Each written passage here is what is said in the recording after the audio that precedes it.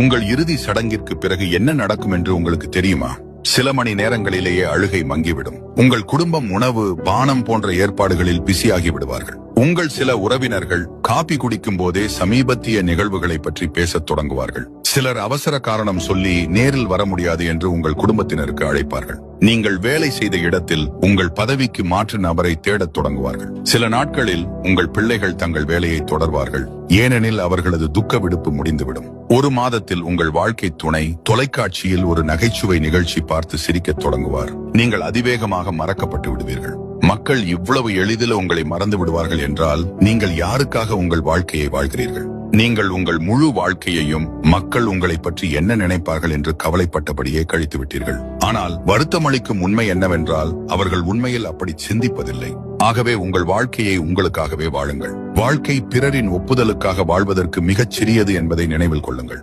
உங்கள் உண்மையான தன்மையை ஏற்றுக்கொண்டு உங்கள் சொந்த மகிழ்ச்சியை முதன்மைப்படுத்துங்கள். இதுவரை பார்த்திருந்தால் 100 என கமெண்ட்